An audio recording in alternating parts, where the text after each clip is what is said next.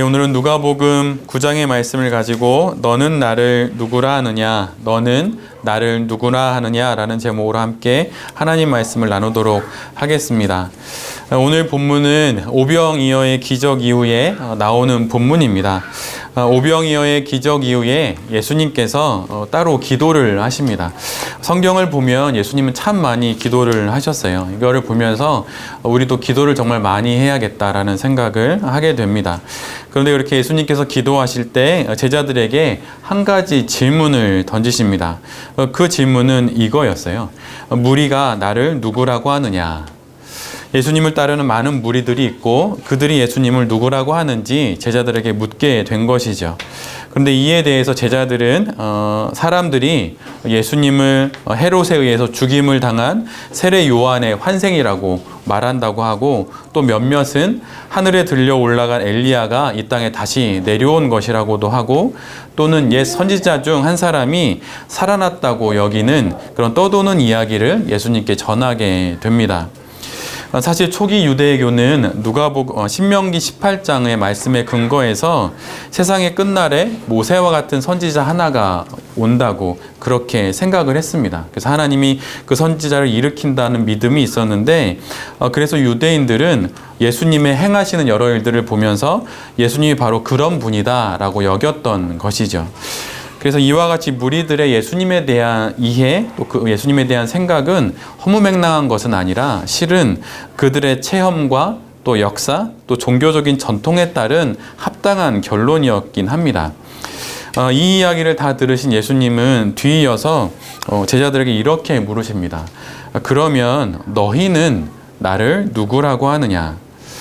오늘 본문이 들어있는 누가복음 9장에는 예수님이 누구신가라고 하는 그 질문에 순차적으로 그리고 또 심화되어서 기록되어 있습니다. 분봉왕 헤롯이 먼저 이 질문을 던지게 되는데요. 예수님께서 복음을 전하시고 또 병자를 고치시고 이적을 행하신다는 그런 놀라운 또 당혹스러운 이야기를 헤롯은 듣게 됩니다. 그래서 사람들이 그런 예수님을 엘리야라고도 하고 또 옛 선지자 중에 한 사람이 다시 살아났다고도 하고, 심지어 헤롯이 목베어 죽인 세례 요한이 죽은 자 가운데서 다시 살아난 것으로 여긴다는 이야기를 그는 듣게 됩니다. 이런 혼란스러움 가운데 헤롯은 이렇게 질문합니다. 스스로에게 말이죠. 이 사람이 누구인가? 누가복음 9장에서 헤롯으로부터 시작된 예수님은 누구신가? 라고 하는 질문은 앞에서 우리가 살펴본 것처럼 무리들의 질문을 거쳐서 지금 제자들을 향한 질문으로 점점 좁혀지고 있습니다. 이 사람이 누구인가? 그들은 나를 누구라고 하느냐? 그렇다면 제자인 너희는 나를 누구라고 하느냐? 믿음은 언제나 사실은 되게 개인적입니다. 이 이야기는 사실 제가 한 이야기는 아니고요. 팀 켈러가 라고 하는 목사님이 하셨던 이야기 중에 이런 대목이 나와요. 진짜 믿음은 언제나 개인적이다. 만약 당신이 예수가 인류 전체의 죄를 용서하기 위해 죽은 건 믿으면서 그가 당신을 위해 죽었다는 것을 믿지 않는다면 당신은 예수를 믿음으로 붙드는 것이 아니다. 믿음은 언제나 우리를 이 개인적인 믿음으로 나아가게 합니다. 물론 성경이 공동체를 위한 말씀이긴 하지만 그 공동체는 예수님을 개인적으로 만나는 그 세계가 있는 사람들이 모여서 함께 공동체로 그 세계를 맛보는 거죠. 물론 그런 세계가 좀 희미한 사람이, 성도가 그런 세계가 명확한 공동체에 나와서 그런 세계를 맛볼 수는 있어요. 그러나 그 세계를 맛보는 이유는 그 또한 개인적인 믿음의 세계를 갖기 위한 거죠.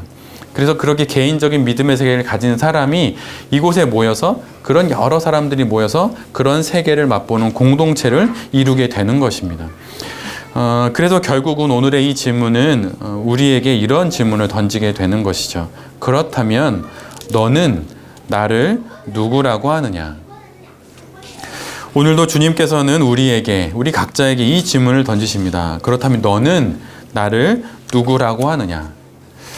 우리가 믿는 기독교 신앙의 핵심에는 어떤 추상적인 개념이나 신념이 있지 않고 한 존재가 있습니다. 지식이 아니라 존재가 있고 일시적인 경험의 대상이 아니라 영원한 실존이 있죠. 그분이 바로 예수 그리스도입니다. 내가 찬양을 하는 사람이라고 한다면 내가 하는 찬양에는 가사가 있는 것이 아니라 한 실존이 있고 그분을 연주하고 그분을 노래하는 것입니다. 만약 그것이 없다면 그것은 곡조 달린 하나의 음표에 지나지 않는 거죠. 제자들은 실제 하시는 예수님을 만나 그분과 함께 살았습니다.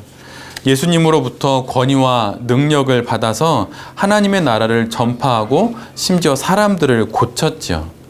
이 모든 과정을 통해 결국 제자들은 이 질문에 대한 바른 답을 찾아가게 됩니다. 너는 나를 누구라고 하느냐? 복음서 전체는 이 한 가지 질문에 대한 대답을 찾아가는 과정입니다. 우리 인생, 내가 써내려가는 나의 복음서도 마찬가지입니다. 이 질문에 대한 답을 찾아가고 찾은 그 답에 맞는 인생을 사는 것이죠. 저는 목사여서 믿는 사람이 아니라 믿기에 성도가 되었고 믿는 그 인생길에 지금 목사가 된 사람입니다. 언젠가는 목사를 은퇴하는 날이 오겠죠. 그래서 목사이기에 믿은 사람이 아니라 믿기에 목사가 된 사람입니다. 그리고 우리 모두도 역시 그러하다고 생각합니다. 우리는 삶의 희노애락을 예수님과 함께 그분의 말씀을 따라 지나며 결국 이 질문에 더욱 정확하게 답하게 될 것입니다. 오늘도 주님은 우리가 겪는 가정의 어려움과 사업과 직장의 또 번영과 쇠락 속에서 그리고 흉흉한 세상사 속에서 끊임없이 이 질문을 우리에게 던지십니다. 너는 나를 누구라고 하느냐? 그 설교자의 나 말고 그 찬양이 노래하는 나 말고 너는 나를 누구라고 하느냐라고 하는 것이죠. 너가 말하는 나, 너가 찬양하는 나는 누구냐고 물으시는 것입니다. 예수님은 우리를 1인칭의 고백으로 부르십니다. 그 설교자가 말한 그 하나님, 물론 은혜 받을 수 있지만 그것이 나의 입술로 고백되는 1인칭의 고백을 듣고 싶어 하십니다. 그가 말하는 예수님 말고, 그가 노래하는 예수님 말고, 그가 전하는 예수 그리스도 말고 내가 말하는 예수 그리스도는 어떤 분인지 우리에게 계속 물으십니다. 기독교를 믿지 않는 사람을 상대할 때 사탄은 소위 이렇게 상대한다고 말해요. 사탄은 그가 예수가 진짜 누구인지를 보지 못하게 막아서므로 기독교를 믿지 않는 사람들을 상대한다고 합니다. 그리스도가 누구인지 그것을 보지 못하게 하고 그것을 알지 못하게 함으로 결국은 기독교를 믿지 못하게 한다고 하는 것이죠. 결국은 이것은 내 그리스도가 누구인가 라고 하는 질문에 대한 답을 내가 하지 못하게 함으로 기독교를 믿지 못하게 하게 되는 거라고 말할 수 있습니다. 믿지 않는 이들에게만 그런데 이럴까요? 믿는 이들에게도 예수를 바라보지 않고 예수를 믿게 할 수 있습니다. 예수님 보지 않고 그냥 그 분위기에, 그 문화에 젖어서 예수님을 믿게 되는 것이죠. 제자 훈련이 무엇입니까? 그것은 스승이 누구인지 알아가는 훈련이죠. 제자 훈련이란 무엇인가 고매한 지식을 쌓고 어떤 놀라운 신념과 어떤 철학들을 내 안에 품어서 제자가 되는 것이 아니라 스승을 알아가는 훈련이에요. 그래서 그 스승을 통해서 점점 무엇인가가 쌓여가는 것이죠. 나의 삶의 스승이 누구이고 내가 누구의 가르침을 받아야 하는지를 알아가는 것, 그것이 바로 제자 훈련입니다. 예수님이 누구신지 전하기 위한 가장 좋은 준비는 예수님이 누구신지 아는 것이죠. 예수님을 노래하는 가장 좋은 방법은 내가 예수님이 누구신지를 아는 거예요. 예수님이 오늘 이 질문을 베드로에게 던지십니다. 너는 나를 누구라고 하느냐? 그러자 수많은 제자들 중에 오직 베드로가 먼저 답을 하죠. 하나님의 그리스도이십니다. 너무 빨리 정답을 말한 것인지 모르겠습니다. 아니면 이 고백의 무게를 제대로 알지 못하고 답한 베드로의 경솔함을 잠시 멈추게 하는 것인지 모르겠습니다. 예수님은 급하게 베드로의 입을 막습니다. 어부였던 자신을 찾아오셨던 예수님, 그물이 찢어질 정도로 고기를 낚은 기적의 경험, 병자들을 고치고 하나님 나라를 전하신 예수님, 그리고 예수님이 주신 권위와 능력으로 자신 역시 병자를 고치고 하나님 나라를 전파했던 자신의 기억 모두가 베드로로 하여금 결국 이 고백을 하게 한 것이죠. 이것은 베드로 신앙의 최종적인 고백입니다. 이 답은 그리고 또한 모든 사람들이 도달해야 하는 결론입니다. 예수님 그분은 누구십니까? 하나님의 그리스도입니다. 생의 마지막 순간에 죽음을 넘어설 때, 죽음의 문턱을 넘어설 때도 이 고백으로 넘어서게 됩니다. 이 고백이 결론인 동시에 지금의 우리에게는 또한 믿음의 시작점이기도 했죠. 이 고백으로 우리의 신앙은 시작됐습니다. 하나님의 그리스도가 예수 그리스도이십니다. 예수님이 하나님의 그리스도입니다. 라고 하는 이 고백으로 우리의 신앙은 시작됐습니다. 그리고 삶의 도상에서 우리의 발을 헛디딜 때 이 고백으로 우리는 다시 추스려 신앙의 길을 걷습니다. 예수님은 하나님의 그리스도이십니다. 이 고백은 우리가 믿는 예수님이 하나님의 그리스도이심을 뜻하지만 동시에 우리가 믿는 하나님이 예수 그리스도의 하나님이심을 뜻하기도 합니다. 사도신경을 쭉 읽어보면 사도신경의 가장 많은 부분을 할애하는 것은 예수 그리스도가 누구신지를 증거하는 거예요. 그런데 우리의 그 믿음을 통해서 우리가 믿는 하나님이 예수 그리스도의 하나님이심을 또한 고백하게 됩니다. 그래서 우리가 이런 이야기를 하게 되는 것이죠.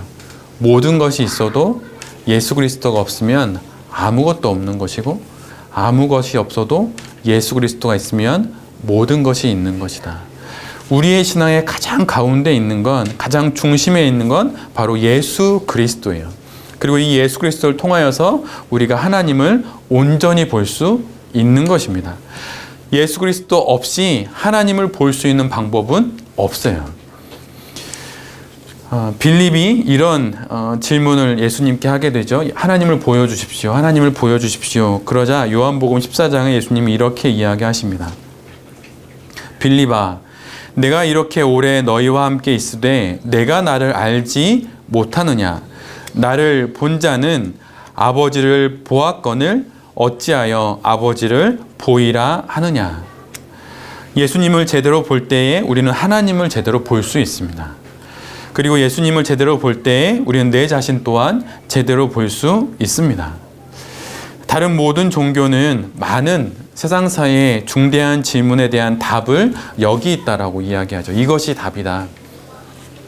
이것이 그 질문에 대한 해답이라고 말합니다.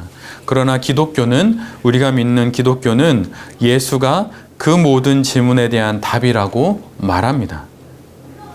나는 누구입니까? 이 질문도 역시 마찬가지입니다. 그 질문에 대한 답은 예수 그리스도를 만날 때 비로소 얻을 수가 있어요. 지난 주 중에 아이들이 이제 파주에 갔다가 이제 오랜만에 저희 집에 와서 아이들과 함께 이제 지내다가 제가 있는 방에서 제가 주중에 너희들이 너무 보고 싶으면 뭘 하는지 막 이야기를 하는 과정 가운데 제가 하는 일을 아이들한테 이야기를 해줬어요. 이것은 사실은 소아청소년과 오늘 정신과 의사 선생님이 해주셨던 이야기인데, 그분은 하루에 5분 정도 이렇게 자신의 컴퓨터에 바탕화면에 있는 폴더 하나를 열어본대요. 근데 그 폴더에 뭐가 들어있냐면 자녀들의 사진과 가족들의 사진이 있다는 거예요. 그래서 되게 힘들고 마음이 지칠 때 그 폴더를 열어서 이렇게 5분 정도 사진과 동영상을 본다는 거예요. 그래서 제가 그 말을 듣고 오래전부터 제 컴퓨터 바탕화면에 폴더가 하나 있습니다. 아이들 사진과 이제 아내와 가족의 사진들이 있는 건데, 아내와 아이들하고 좀 며칠 떨어져 있어야 되는 이제 몇 달을 보내야 되기에 마음이 좀 적적하고 그럴 땐 그걸 열어서 이렇게 봅니다. 그래서 아이들이 어떻게 지내냐고 물어보게 그 영상을 본다고 이렇게 말하고 있는데 민유리하고 시우리가 옆에 와서 같이 그걸 봤어요. 그래서 아주 어렸을 때 이제 막 말도 안 되는 웃긴 동영상들을 막 같이 보았어요.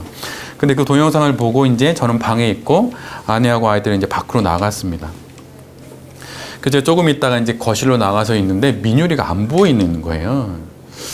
그래서 이 녀석이 어디 있나 둘러보니까 아무것도 없어서 이제 안방에 있는 것 같아서 안방을 열고 딱 들어갔더니 안방에도 없어요. 근데 안방 문 뒤쪽에 이렇게 웅크리고 있는 거예요. 그래서 딱 보아하니 울고 있더라고요. 그래서 제가 이 녀석이 왜 우나 이러고 이제 제가 딱 이제 무릎에 앉히고 민유리한테 물어봤어요. 민유라 왜 울어? 이랬더니 말을 안 해요. 그래서 제가 민유리를 안고 이제 제 방으로 갔어요. 제 방으로 가서 이제 가슴에 안고 이제 무릎에 앉히고 왜 울어? 이렇게 물었더니 민유리가 저한테 뭐라고 얘기했냐면 이렇게 얘기를 한 거예요. 갑자기 이런 마음이 들었어. 엄마하고 아빠가 없어지면 어떡하지?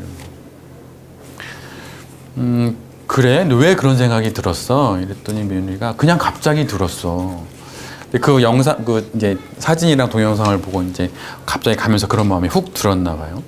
왜 들었어? 그랬더니 그냥 몰라. 갑자기 들었어. 근데 그때 옆에 시우리가 있었거든요. 근데 시우리가 했던 말이 되게 가관이었어요. 뭐라 말하냐면 내가 너만 할 때 그랬어. 그러더니 시우리가 하는 얘기가 뭐냐면 그럴 땐 미디어를 봐. 그러면 생각이 금방 잊혀져. 이렇게 얘기하더라고요.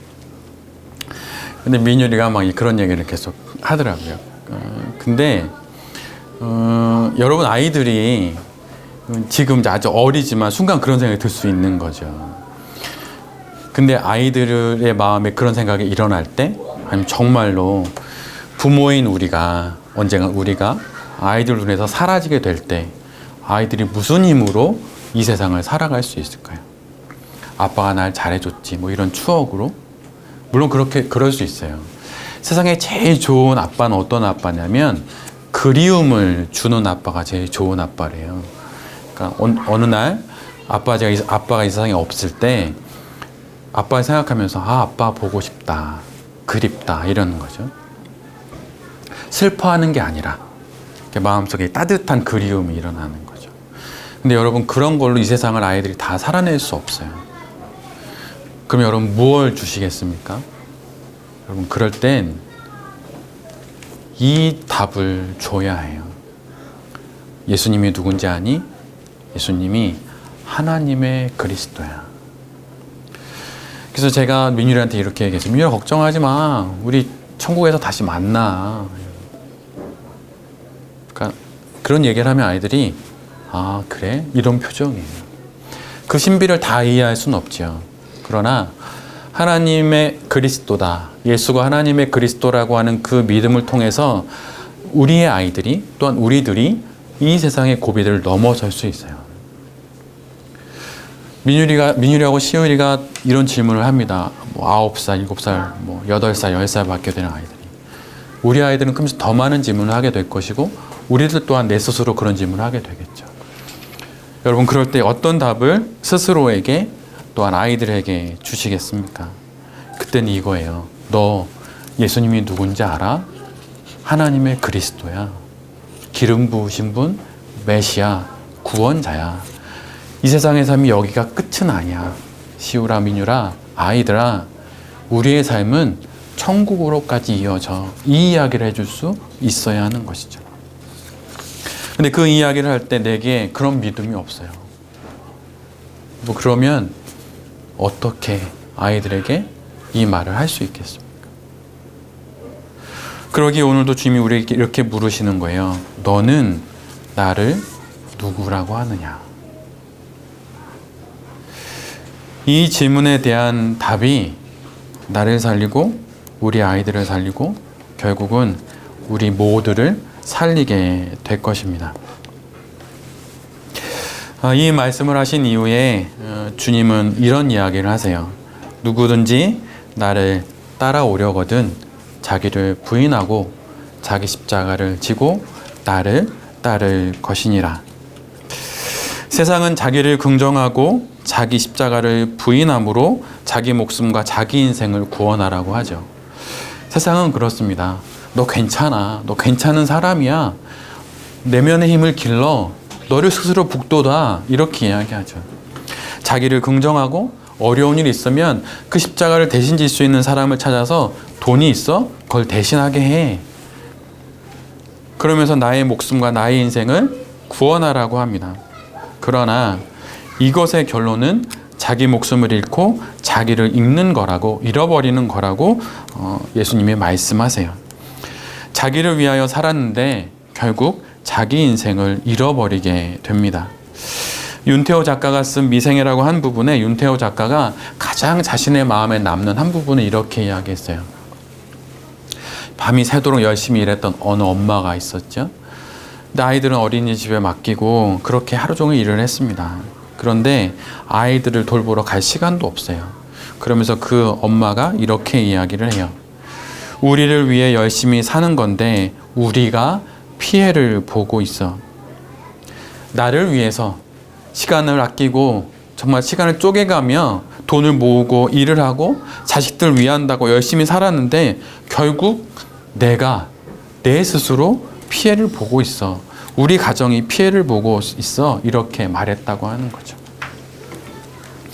그러면서 윤태호 작가가 이렇게 이야기했어요. 일상이 무너지고 있기에 이런 이야기가 더욱더 자신에게 다가왔다고 말이죠.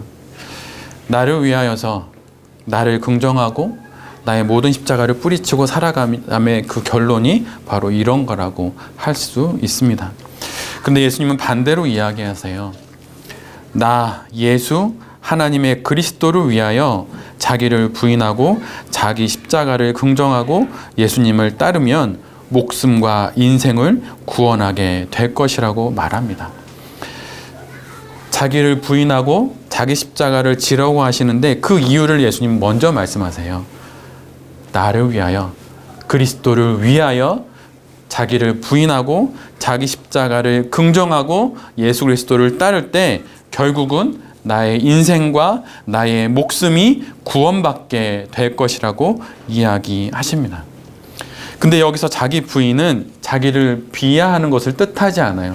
자기 존중의 박탈을 뜻하지 않습니다. 예수님의 말씀을 통해 예수님을 위하여 살 때 그는 비로소 온전하게 자기를 존중할 수 있어요.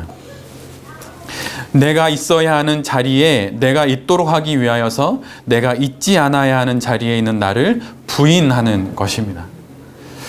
나를 긍정하여 온 천하를 얻고 내 십자가를 다른 이가 지게 함으로 가벼운 영혼으로 일생을 산다 해도 자기를 잃으면 무엇 하겠습니까? 그런데 천하를 얻고 천하를 호령하려 우리 모두가 이렇게 살아가고 있는 것은 아닌지, 이 시대가 그것을 위하여 영혼을 파는 시대가 되어버린 것은 아닌지 우리 모두가 뒤돌아 보았으면 합니다. 그런데 바로 이 시험을 예수님이 그대로 겪으셨어요. 누가복음 4장에 보면 사탄이 온 천하를 보여주며 이렇게 이야기하죠. 이 온 천하를 얻을 수 있다. 그러면서 그가 모든 권위와 영광을 너에게 주겠다라고 말하면서 예수님께 자기에게 절하라고 말합니다. 그때 예수님이 신명기 6장 13절의 말씀으로 사단에게 답하시죠.